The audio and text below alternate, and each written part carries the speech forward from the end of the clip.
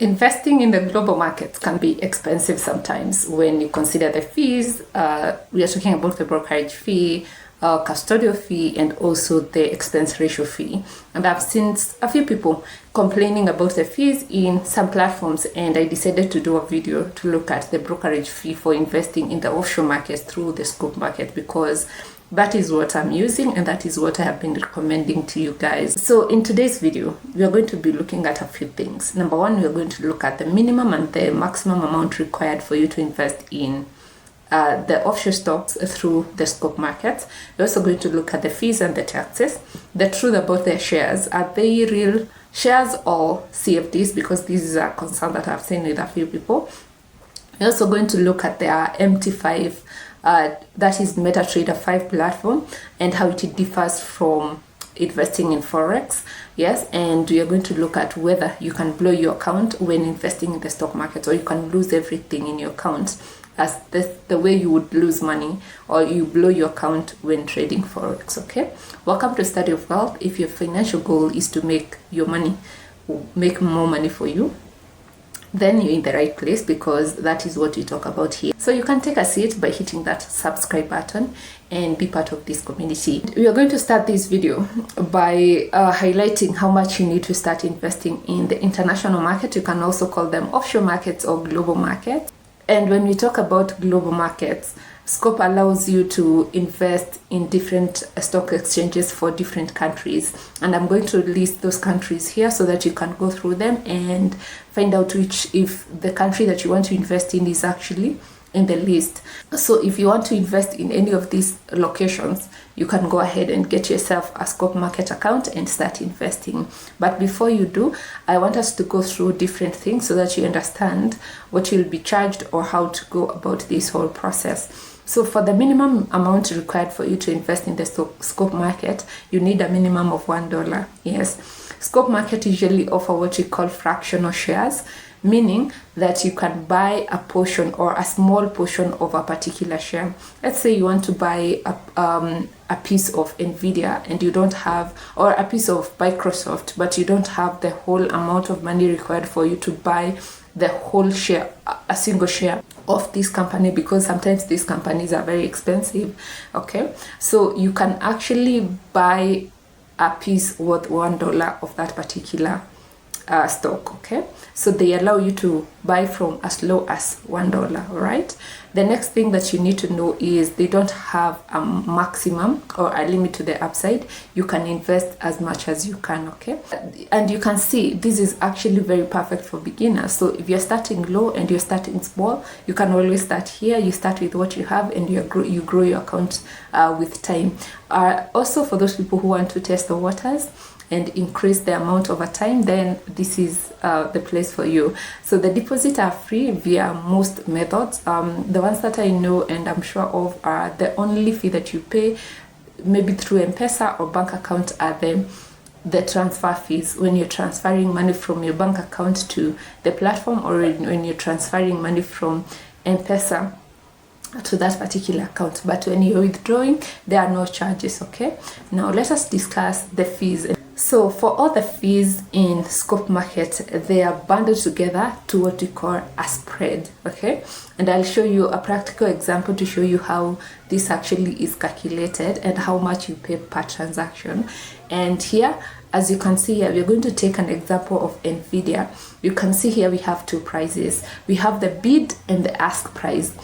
Now the spread is difference between the two prices, and that's what you pay as fees. Okay, and here in this example of Nvidia, you can see that the bid price is $180.21 US, and the ask price is $180.25. So the difference, which is 0.04, is the spread. So you'll be paying $0.04 when investing in Nvidia. And although this number changes as the price changes, you'll find that the range is just between $0.02 and $0.05. And when we convert this to Kenya shillings, we are going to get around 5 Kenya shillings. So that means you're going to be paying 5 Kenya shillings for investing around 23,000 Kenya shillings in the Nvidia or through the scope market. Okay, so this is what you're going to pay, and if you buy a fraction of the Nvidia, you pay less. That means let's say you're buying a 0.5 of Nvidia, you're buying 0.5 of a share, like half of a share. It means that you're going to be paying 2.5 Kenya shillings as the brokerage fee or the fee. All right, so this is what you pay when investing. Also, I want you to notice that different stocks have different spreads than what we have seen in Nvidia. For example, I think the highest here is Taiwan Semiconductors with a spread of $0.66, and that is like 85 Kenya shillings. And as we said, this is the amount that you're going to be paying if you're buying a full share. If you're going to be buying a fraction, then you're going to pay less than this. And this is all there is. There is no hidden fees. There are no management fee. That is what you'll be buying or what you'll be paying as brokerage fee. Now, there was a time that I was trying to explain this to someone, and they asked me whether these people are legit. Why are they charging this cheap for us to access this market? And the answer is very simple. These are stockbrokers. They are not platform working with other brokers. And number two, if you're familiar with what we call economies of scale, you know that with large amount of money, you can get better deals in the market. And on the other side, even the small amounts in charges, what you're paying, the 5 Kenya shillings, with large amount of money, if they're managing a large asset under management, it means that these numbers, they add up over time. So what makes some platforms charge a lot or a bit higher is where they're getting the liquidity, or the liquidity providers, where they're getting these shares, okay? And also the asset under management. If they're dealing with a low asset under management, it means that they cannot buy the shares in bulk, or they cannot be able to access these shares with the big wholesalers. So for example, I recently saw that AIB Digitrader started trading offshore stocks in partnership with Scope Market, meaning Scope Market is their liquidity provider. And since the company is providing the service, you must pay a little more. And also because they're managing your funds, you're going to be paying maybe management fee. So it depends with the asset under management. The other thing it depends with is their volumes of trades. If they're trading a lot, then they can give you at a discount. The other thing is where they're getting their liquidity from, okay? So those are a few things that might make them, or they make them charge less than other platforms, okay? That being said, let us talk about the taxes on these stocks. So for the capital gains, and capital gains is basically the difference between what you bought, the price you bought the share at, and the price you're going to be selling the share at. So for the capital gains, they are tax exempt. You're not going to be paying any tax for these shares, all right?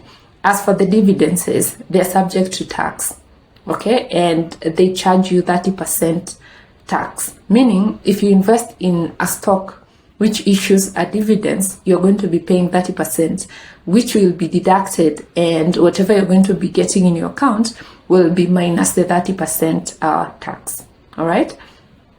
So it means that the remaining amount will be credited to your account, and you'll be able to see this in your statement. Scope Market usually sends a statement daily, on a daily basis, to your email, and you'll be able to see if you have invested in a stock that is paying dividends. From time to time, you're going to find them in your statements. You can always check your statements and find out whether you have earned a dividend.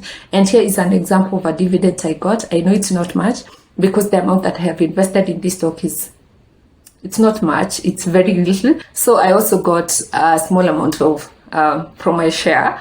Okay, so if you want more, always make sure that you're putting more money. And as we said, this is a journey that we are taking, small steps, and we're going to be growing these accounts over time. So over time, I might see, and I'm sure I'm going to see that this number is going to increase. Now, the other important thing that I would like to discuss in this video is real shares versus CFDs, because I have seen and heard a lot of people who think that whatever they're investing in through the Scope Market is CFDs. And this is a worry that I had before I joined Scope Market, because I knew Scope Market, they deal with CFDs, and I was actually worried that whatever I'm investing in might be CFDs. And today I want us to highlight a few differences between the two so that you can understand, all right? So the difference is real shares or physical shares, which are opposite from CFDs. So with real shares, you earn dividends, okay? And as I shared the screenshot earlier, you can see that I earned some dividends, or a very tiny portion of dividends from Nvidia, which means that I'm investing in physical stocks or in real stocks. The fact that I can be able to see dividends shared, to me, it means that I'm investing in real stocks, okay? Now, for CFDs, also known as synthetic shares, you don't earn any dividends and you don't hold physical shares, all right? Instead, how they work is the brokers create a product that has the same price or is very similar as the physical shares and allow the clients to trade on these products, okay? So for the CFDs, how they work is you speculate the price movement. You predict that the market is going to go a certain way, and when you're right, you make money. When you're wrong, you lose money. And you can make money if the markets are going up and when the markets are going down. So when you're working with CFDs, you can put a buy and a sell order. We also call them, you can do a long and short order. But for the physical shares, you can only do an order because now we are buying. And then at the time you want to liquidate or you want to exit the market, you sell what you have. Like you have to buy for you to sell. You cannot sell before, or you cannot take a sell order before actually owning the shares. So that is the differences. And I want you to go to even to the markets. If you have a Scope Market account, I want you to check if you can do a short trade, because with the Scope Market I confirmed, and I think I'll put it here, you can only do a long trade. You can only buy if at all you don't have that particular share. You can sell if you have the share, but if you don't have the share, you cannot do a short trade. So in short, it means that when you're investing in the Scope Market, you're actually investing in physical stocks, or you're owning real stocks. They're not synthetic stocks, okay? The other thing that will help you differentiate between the CFDs or the synthetic shares and the real shares is the fact that for the synthetic shares, most of the time, because you're trading, you usually trade using what we call leverage, meaning that if you have your 10,000 Kenya shillings, you can do a trade worth 100,000 Kenya shillings. And this is what usually happens with when you're trading or when you're doing forex. But with real shares, you don't do leverage trading. So if you have 10,000 Kenya shillings, that is what you'll be using to invest in the stock markets. You can only buy a share worth 10,000 Kenya shillings, not more than that, all right? I know the platforms are very confusing because you're using the same platform we use, or they use for forex trading, and that I think that is where they confuse people. But if you're keen enough, you'll see that there is a difference, but the platform works the same way. The other thing that I would like to discuss, and I think this is the last part of this video, is whether you can actually blow your account when investing through Scope Market. And the answer is no. You cannot blow your account, and you cannot even, unless, let me give you a scenario. If, for example, because now I'm assuming you're investing in different stocks, like you have a number of stocks that you have invested in, and you invest in a particular stock, I know that you have maybe done some research on the company and you think the company is solid, right? So the only way you can lose the whole amount that you have invested in that particular company is if that particular company went out of business or it went down, okay? That is the only way, and it means that the share price has gone to zero. That is the only way you're going to be like blowing that particular share that you have invested in. But in as much as the company is solid, and even if the prices have gone down and you have made some losses here and there, it means that there will always be hope that the price will continue going up, or it will go higher than what you bought. Sometimes it takes years or a period of time, but eventually it's going to do well, because I mean, if the company is solid, all right? So you cannot blow an account, and then to blow the whole account, then it will be a very different story. It means that the particular stock markets that you have invested in has gone down, yeah? Because I don't think that you can invest in like 5 companies and all of them goes down, right? Because remember, when you're investing in, for example, in the US stocks, We are talking about big companies like Microsoft, you're talking about Apple, Nvidia, and such stocks. It means that for you to like completely be in zero, it means that all the companies in these stock markets have shut down or have gone down. The other thing is, if something happened to the company, like to the stock market, we'll find out what would happen to your shares. But I want to believe that there will be some way to access it. I'll find that out, and then I'll come back to you to just enlighten us what would happen in such a scenario, and this will allow us to understand how to diversify our investments. Okay, I'll come back with that because I just thought about it, but I'll give you feedback later on, maybe in a different video. Make sure that you subscribe so that you don't miss out on that. Okay, now if you want to start your journey with Scope Market, I will leave the link in the pinned comments. Sign up, and the team at Scope Market is going to call you to direct you on how to start your investment journey. And if you're interested in investing or doing forex trading, please use the same link. And once they call you, tell them that your interest is in the forex, and they're going to direct you on what to do. They also have forex training for those who are interested. So if you are new to forex trading and you want to know how to go about it, tell them you're even interested in the training so that they can direct you on how to go about it.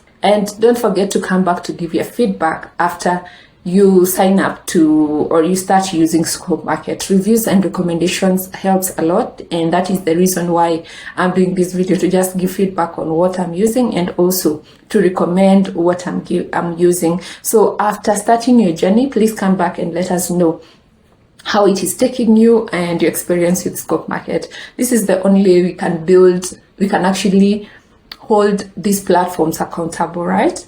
And if you have been using another platform to do international trading or international stock trading, please let us know in the comment section how they have been taking you, whether it's a good company. Talk about the fees. We see which is the best platform, because at the end of the day, what you're looking for, because this is money that you have worked so hard for, it's a place that you'll be comfortable and a place that you're going to be getting the best experience. And if you're looking to invest in the local market, I got you covered. I have a guide that shows you step by step on how the process of investing in the Nairobi Securities Exchange. You can get a copy of this ebook. I'm going to leave it in the pinned comment as well, so you can get yourself a copy and you start investing. This investment journey is not hard. The only secret is to just start. So thank you so much for watching. See you in our next video. Bye.